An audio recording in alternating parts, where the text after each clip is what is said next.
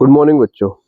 तो आज आपका एग्ज़ाम है फाइनली, सोशल साइंस का बोर्ड का एग्ज़ाम। इसके बाद आपको शायद इस सब्जेक्ट से उतना मतलब नहीं रहेगा, क्योंकि पूरा साल लगा है इन 3 घंटों को लाने के लिए, क्योंकि इन 3 घंटे के बाद इस सब्जेक्ट का खेल ख़त्म हो जाता है।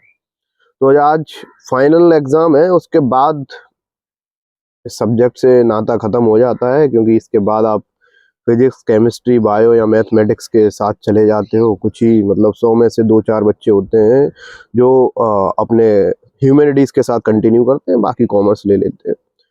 तो पहले एग्जाम की बात कर लेते हैं, बाकी बातें तो अभी आपकी छुट्टियां होंगी तो रेगुलर हम कंटिन्यू रहेंगे टच में। तो आज जो एग्जाम है उसको बहुत ध्यान से करिएगा। सब कुछ आपको पढ़ाया होगा आपके टीचर्स ने, जो भी मेरे से हुआ वो मैंने दिया आपको सब कुछ। बाकी कुछ चीज़ें बहुत ध्यान रखने की हैं। आप पहले सी सेक्शन, बी सेक्शन और डी सेक्शन पहले अटेम्प्ट करना, क्योंकि ये थियोरेटिकल पोर्शन है, इसको पहले अटेम्प्ट करेंगे तो ज़्यादा अच्छा रहेगा। और उसके बाद जो आपको अटेम्प्ट करना है वो आपको अपनी केस स्टडी अटेम्प्ट करनी है। केस स्टडी के लिए बस इतना है कि आपको कॉपी पेस्ट नहीं करना है, जो थोड़ा सा उसमें से बेटर लगे, और उसको कॉपी पेस्ट नहीं करके आप उसकी हेल्प लीजिए, हेल्प लेके आंसर देना है आपको। Then go for the MCQ. MCQ में कुछ चीज़ों का बखूबी ध्यान रखना, जैसे आपका वर्ड होता है ट्रू है या फॉल्स है, इस चीज़ का ध्यान रखना, whether the statement is true और फॉल्स। असर्शन रीजन के जो क्वेश्चन है वो बहुत ध्यान से करना बेटा। और उसके बाद जो क्वेश्चन है आपके स्टेटमेंट वाले क्वेश्चन है कि फर्स्ट और सेकंड, फर्स्ट और थर्ड, फोर्थ एंड थर्ड, इस तरीके के क्वेश्चन हो तो बहुत काफ़ी, इसीलिए मैं कह रहा हूँ कि एमसीक्यू को बाद में करिएगा ताकि आपको इनफ टाइम मिले उसके लिए। मैपिंग, मैपिंग आपको पता ही है, 3 नंबर की आएगी ज्योग्राफी में से, 2 नंबर की हिस्ट्री में से आएगी। तो मैपिंग का सिनारियो वही है और कुछ नया पैटर्न नहीं है। G20 के 1-2 क्वेश्चन आएंगे तो उसको लेके आप बिल्कुल भी परेशान ना हो, वो बहुत कॉमन क्वेश्चन है। अभी भी लास्ट समय है, आप जाके वीडियो देख सकते हैं कोई भी। मैं किसी कारण बस ये सारी चीज़ें नहीं कर पाए हूँ इस बार, तो अगली बार से उम्मीद करूँगा कि मैं कंटिन्यू रह पाऊँ, यूट्यूब के थ्रू बच्चों से कनेक्टेड रह पाऊँ। बाकी आप लोगों ने जो बहुत सपोर्ट किया इस चैनल को, मेरे को सपोर्ट किया, उसके लिए थैंक यू सो मच। और कुछ ऑफलाइन चीज़ें भी हैं, मेरा सेंटर भी है ऑफलाइन, तो उसमें जो बच्चे मेरे से इस साल जुड़े थे उनको थैंक यू सो मच। और काफ़ी बच्चे अच्छे हैं उसमें, उम्मीद करते हैं उनका रिजल्ट बहुत अच्छा आएगा, क्योंकि उन्होंने मेहनत करी है, पूरे साल कड़ी मेहनत करी है।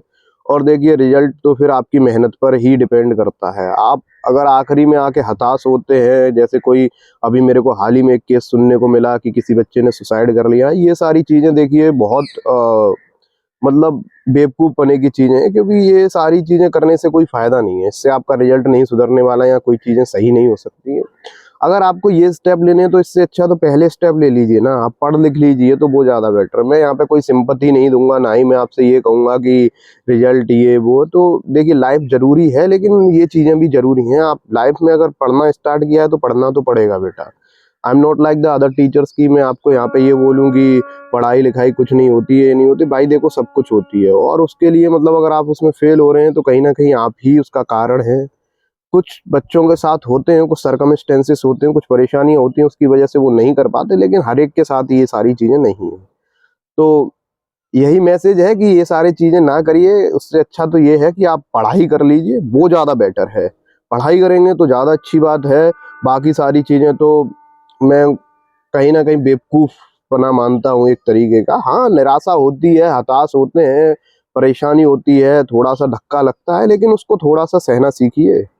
अभी तो ये सिर्फ 10th और 12th क्लास है, इसके ऊपर अभी जाओगे तो पता नहीं जाने कितनी फेलियरनेस देखने को मिलती है। और दूसरी बात ये है, कभी फेलियरनेस के बारे में सोचिए मत, क्योंकि अगर फेलियरनेस के बारे में सोचोगे तो फिर बहुत दिक्कत हो जाएगी, है ना। तो बाकी यही है, all the very best for your exam. आज का पेपर बहुत अच्छे से देना, और बाकी मेरे कमेंट सेक्शन में आके बता देना कि पेपर कैसा हुआ है आपका। तो मैं कंटिन्यू वीडियो लेके आता रहूंगा नए नए टॉपिक्स पे, जिससे आप जागरूक रहें कि क्या चल रहा है क्या नहीं चल रहा। तब तक के लिए मस्त रहिए, बिंदास रहिए, पेपर एकदम मस्त करके आना, एकदम आग लगा देना, आग और बढ़िया मस्त, है ना। कुछ ज्यादा सोचना उचना नहीं, बढ़िया एकदम सही से ऑप्शन टिक करना, सही से आंसर करके आना, ताकि कोई गुंजाइश ना रहे। चलिए मस्त रहिए, बिंदास रहिए। Thank you so much, bye bye.